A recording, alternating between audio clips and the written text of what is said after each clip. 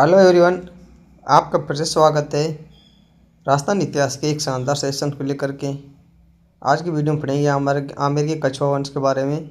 इससे पहले हमने गुर्जर प्रतिहार वंश, चौहान वंश को कवर कर लिया है और ये हमारा अगला तीसरा वीडियो है जिसमें हम आमेर के कछुआ वंश के बारे में पढ़ेंगे। चलिए वीडियो को स्टार्ट करते हैं, समय खराब नहीं करते हुए। राजस्थान के इतिहास में कछुआ राजपूतों का उदय 12वीं शताब्दी से प्रारंभ माना जाता है। कछुआ अपने को अयोध्या नगरी से भगवान श्री राम के पुत्र कुश की संतान मानते हैं। कछुआ रियासत का झंडा प्रारंभिक रूप से श्वेत रंग का था, परंतु मानसिंह ने काबुल अभियान के बाद आमेर का नया झंडा पचरंगा, नीला, पीला, लाल, हरा, काला तैयार किया। इस झंडे के बीच सूर्य की आकृति थी। कछुआ राजवंश के शासकों को 1612 ईस्वी में आमेर शिलालेख के रघुकुल तिलक कहा गया। यहाँ के राज्य चिन्ह में सबसे ऊपर राधा गोविंद का चित्र और नीचे राज्य का मूल मंत्र यतो धर्मस्थो जय लिखा हुआ था, जिसका अर्थ है जहाँ धर्म है वहाँ सत्य की जय होती है। प्राचीन काल में ढूंढ नदी दौसा के आसपास बहती थी। ढूंढ नदी जिस क्षेत्र में बहती थी वह ढूंढाड़ कहलाता था। ढूंढाड़ क्षेत्र में प्राचीन काल में मीणाओं का राज्य था। मीणाओं को हराकर बड़गुजरों ने अपना राज्य स्थापित कर दौसा को अपनी राजधानी बनाया। कछुआ राजवंश की कुलदेवी जमुआई माता है। कछुआ राजवंश की इष्ट देवी शीतला माता है। अन्नपूर्णा देवी कछुआ राज परिवार की आराध्य देवी है। कछुआ राजवंश के कुल देवता गोविंद देव जी है। कछुआ राजवंश की राजधानियाँ क्रम से निम्न प्रकार रही है। पहले दौसा को राजधानी बनाया, फिर रामगढ़ को, आमेर और उसके बाद में जयपुर ये राजधानी रही। कछुआ राजवंश का संस्थापक दुल्ले राय था। कछुआ राजवंश की 2 रियासतें थी, जयपुर व अलवर थी। जयपुर राज्य की सूरत खाना में कलाकार चित्र व लघु चित्र बनाते थे। मुगल शासकों के साथ मैत्रीपूर्ण संबंधों के कारण कछुआ शासकों द्वारा जारी किए गए झाड़शाही सिक्के कहलाते थे। गेटरों के क्षत्रियों के संबंध कछुआ राजवंश से है। दुल्ले राय 1137। दुल्ले राय के बचपन का नाम तेजकरण था। दुल्ले राय को साल कंवर तेजकरण ढोला नाम से भी जाना जाता है। डॉक्टर गोपीनाथ शर्मा का कहना है कि दुल्ले राय ने ग्वालियर से आकर दौसा के मीणा बड़गुजरों को पराजित कर 1137 में ढूंढाड़ में नए राज्य की स्थापना की। दुल्ले राय ने 1137 ईस्वी में ढूंढाड़ प्रदेश में कछुआ राजवंश की नींव रखी। 1137 ईस्वी के लगभग दुल्ले राय ने दौसा को अपनी प्रारंभिक राजधानी बनाया। दुल्ले राय ने रामगढ़ कस्बा बसाया। जमुआ रामगढ़ कस्बे जयपुर ग्रामीण को ढूंढाड़ पुष्कर कहते हैं। दुल्ले राय ने अपनी कुलदेवी जमुआई माता का मंदिर बनवाया। लालसोट के चौहान शासक रालान सिंह ने अपनी पुत्री मारूनी सुजान कंवर का विवाह दुल्ले राय से कर दिया। मारूनी के कोकिल देव नामक पुत्र उत्पन्न हुआ। 1170 ईस्वी में मीणाओं के आक्रमण के दौरान दुल्ले राय मारा गया। रामगढ़ के समीप खोज क्षेत्र में मीणा आलम शाह को परास्त कर आमेर छीन लिया और दुल्ले राय ने मीणा गीत से गेटर और मीणा से झोटावाड़ा का नाम अपने राज्य में सुदृढ़ किया।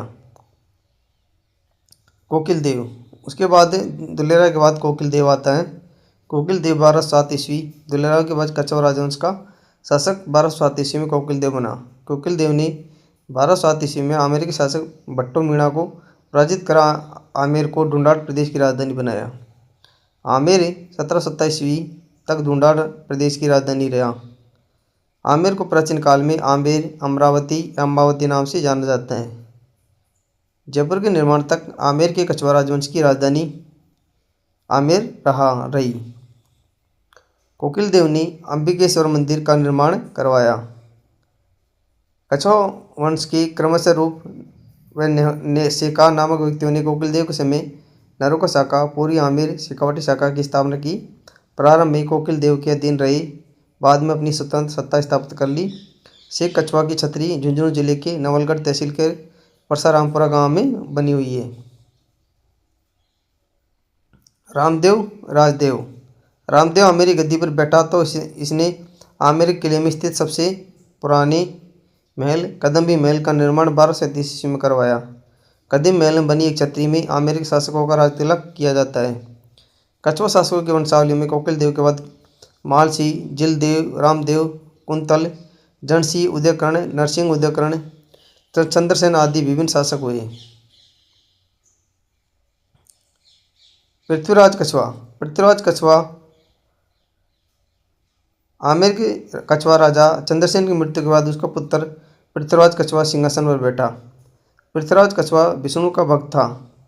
पृथ्वीराज कछवा ने राणा सांगा की बहन के साथ विवाह किया। बीकानेर के राव लोणकरण की पुत्री बालाबाई से पृथ्वीराज कछवा ने विवाह किया और बालाबाई को आमेर की मीरा के नाम से जाना जाता है। बालाबाई ने विवाह से पूर्व संत पहरी कृष्णदास से वैष्णव दीक्षा ली। क्या ली? वैष्णव दीक्षा ली थी। 17 मार्च 1527 को खानवा के युद्ध में पृथ्वीराज कछवा ने राणा सांगा की सहायता की। पृथ्वीराज कछवा ने राणा सांगा के नाम पर अपने पुत्र का नाम सांगा रखा। सांगा के नाम पर जयपुर का नाम सांगनेर बसा हुआ है। पृथ्वीराज कछवा के समय जयपुर में गलताजी कृष्णदास पहारी के नाम रामानंदी संप्रदाय की पीठ स्थापित की गई। पृथ्वीराज कछवा के 12 पुत्र थे। उसने आमेर की उत्तराधिकार विवाद होने की आशंका को खत्म करते हुए आमेर राज्य में 12 भागों में बांटा, इसलिए आमेर रियासत 12 कुटड़ी के नाम से प्रसिद्ध हुई। बालाबाई के कहने पर पृथ्वीराज कछवा ने आमेर में लक्ष्मीनारायण मंदिर के निर्माण करवाया। उसके पुत्र पूर्णमल को आमेर का उत्तराधिकारी घोषित कर आमेर का राजा बनाया। भीमदेव। भीमदेव पूर्णमल के बाद राजा बनते ही पृथ्वीराज कछवा का बड़ा पुत्र भीमदेव नाराज हो गया और उसने पूर्णमल को 1533 में पराजित कर आमेर का शासक बना। भीमदेव के बाद रतन सिंह। भीमदेव के बाद उसका यशी पुत्र रतन सिंह आमेर का स्वामी बना। रतन सिंह ने राज्य में रुचि ने लेकर अपना जीवन सुरा सुंदरी में व्यतीत करने लगा। रतन सिंह हुमायूं के शासनकाल 1540 तक स्वतंत्र राजा के रूप में राज्य करता रहा, परंतु शेरशाह सूरी ने अपनी दासता स्वीकार करने के लिए बाध्य किया। रतन सिंह ने शेरशाह सूरी की अधीनता स्वीकार की और इसी कायरता का लाभ उठाते हुए उसके चाचा सांगा कछवा ने जय सिंह के सहयोग से सांगनेर व मौजाबाद को जीतकर स्वतंत्र राज्य स्थापित किया। सांगा की मृत्यु के बाद उसके अनुज भारमल ने रतन सिंह के साथ शत्रुता रखी। रतन सिंह ने छोटे भाई आसकर्ण व सामंतों को अपनी ओर मिला लिया। भारमल के बेकाम में आकर आसकर्ण ने रतन सिंह को विष देकर मार डाला और आमेर का राजा बना। भारमल ने आसकर्ण को अपने भाई का हत्यारा बताते हुए सिंहासन से 5 जून 1547 में हटाकर स्वयं आमेर का शासक बन गया। भारमल या बिहारीमल 1547 से 73 ईस्वी। भारमल 50 वर्ष की आयु में आमेर का शासक बना। भारमल मजनू खां की मदद से सर्वप्रथम 1556 ईस्वी में दिल्ली जाकर अकबर से मिला। इस अवसर पर भारमल ने अनियंत्रित मस्त हाथी को काबू करके सम्राट अकबर को प्रभावित किया।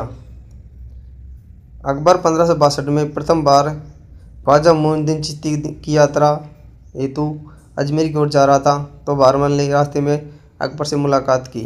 अकबर व भारमल की मुलाकात सांगनेर में हुई। नुनार क्षेत्र के सांगनेर नामक कस्बे में चगताई खा भेंट करने वाला व्यक्ति की मदद से भारमल अकबर से 20 जनवरी 1562 में मिलकर अधीनता स्वीकार की। मत्स्य राज्य का इतिहास नामक पुस्तक में लिखा है कि बादशाह का लश्कर दौसा पहुंचा तो राजा भारमल ने भाई रूप सिंह ने, जो वहाँ का हाकिम था, अपने बेटे जयमल को बादशाह की सेवा में भेजा, परंतु जब उसने आने की अर्ज हुई तो बादशाह ने फरमाया कि जयमल का आना किसी गिनती में नहीं है। हमारे आने को एक बड़ी इनायत समझकर रूप सिंह खुद हाजिर हुए। ये हुक्म सुनते ही रूप सिंह खुद हाजिर हुआ और बादशाह ने उस पर बड़ी मेहरबानी की। आमेर का भारमल राजस्थान का प्रथम राजा था जिसने मुगलों की वैवाहिक संबंध स्थापित किए तथा अधीनता स्वीकार की।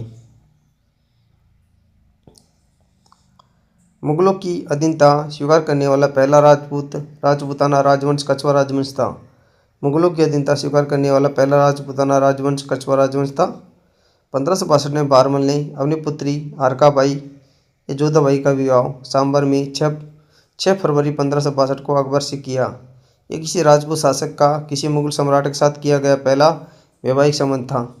भारमल की ज्येष्ठ पुत्री का नाम एक विवाद का विषय बना हुआ है। जहांगीर सलीम जोधाबाई अरकाबाई का पुत्र था। जहांगीर ने अपनी माता जोधाबाई अरकाबाई को मरियम उज़्ज़मानी नाम से उल्लेख तजुके जहांगीरी में किया। अरकाबाई को मरियम नाम सम्राट अकबर ने दिया था एवं जामानी या उज़्ज़मानी नाम उपाधि शेख सलीम चिश्ती नामक मौलवी द्वारा दी गई थी। डॉक्टर जद्दूनाथ सरकार की पुस्तक हिस्ट्री ऑफ जयपुर में केवल भारमल की पुत्री लिखा है, क्योंकि उन्होंने विभिन्न पोतखानों में नाम नहीं मिला। स्मिथ ने अपनी पुस्तक महान मुगल अकबर में केवल भारमल की ज्येष्ठ पुत्री लिखा है। डॉक्टर मथुरलाल शर्मा की पुस्तक जयपुर का इतिहास में ये महान इतिहासकार विवाहिक घटना का उल्लेख नहीं करते हैं। उन्होंने सांबर में अकबर का व भारमल का मिलन मात्र बताया।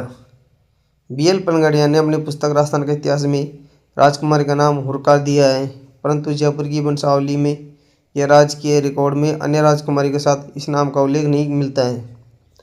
जोधाबाई एक उपाधि का नाम है जो अकबर व जहांगीर की पत्नियों में से मुख्य पत्नी को प्रदान की जाती थी। यह उपाधि की आसिफ द्वारा निर्देशित फिल्म मुगल आजम के बाद से अधिक प्रचलित हुई। वैवाहिक संबंध के बाद अकबर ने भारमल को 5000 मनसबदार बनाया। अकबर ने भारमल को राजा व अमीर उल अमरा की उपाधि प्रदान की। यह उस समय का सर्वोच्च पद था जिसका शाही परिवार के बाहर कोई भी व्यक्ति आकांक्षा नहीं कर सकता था। 1568 ईस्वी में चित्तौड़ अभियान के समय अकबर का साथ भारमल ने दिया। भारमल कहने पर अकबर ने 1570 ईस्वी में नागौर दरबार का आयोजन किया। भारमल की मृत्यु 27 जनवरी 1574 को हुई। भारमल ने दौसा के निकट लामाणा नामक कस्बे को बसाया। भगवंत दास 1574 से 1589। भारमल के 10 पुत्र थे। भगवंत दास, भूपदास, जगन्नाथ, परशुराम, शार्दुल, सलबंदी, सुरेंद्रदास, पृथ्वीदास, रामचंद्र, विठलदास। भगवंत दास भारमल के 10 पुत्रों में से ज्येष्ठ पुत्र था। भगवंत दास 28 जनवरी 1574 को आमेर की गद्दी पर बैठा। सम्राट अकबर ने उसे 5000 का मनसब प्रदान किया और राज्य का टीका भिजवाया। आमिर उल उमरा की उपाधि धारण की। भगवंत दास को राजा की उपाधि अकबर ने दी थी। भगवंत दास ने लाहौर में एक मस्जिद का निर्माण करवाया। अकबर ने महाराणा प्रताप को समझाने हेतु भगवंत दास को सितंबर 1573 में तीसरे संधि प्रस्ताव के रूप में भेजा। 1583 से 1589 ईस्वी तक उसने पंजाब के सूबेदार पद प्रदान किया। भगवान दास की पुत्री मनभावती साहेब बेगम सुल्तान निसा का विवाह अकबर के पुत्र सलीम जहांगीर के साथ 13 फरवरी 1585 को किया। जहांगीर अपनी पत्नी मानबाई को सुल्तान निसा नाम से पुकारता था। मुगल दरबार में मानबाई को साहेब बेगम कहा जाता था। खुसरो मानबाई का पुत्र था। खुसरो ने मुगल बादशाह बनने के लिए जहांगीर से विद्रोह कर दिया।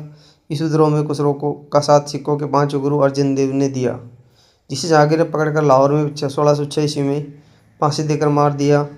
मानबाई ने सलीम की शराब पीने की आदत से तंग आकर अधिक मात्रा में अफीम का सेवन करके 1604 ईस्वी में आत्महत्या कर ली। 1589 में अफगानिस्तान की यात्रा पर गया तो लाहौर का प्रशासन व भगवंत दास को सौंप कर गया था। दुर्भाग्यवश लाहौर में ही 15 नवंबर 1589 को उसका सर्वनाश हो गया। साथियों, ये था कछुआ का पार्ट 1। मिलते हैं अगले पार्ट को लेकर के। तब तक के लिए थैंक यू, धन्यवाद।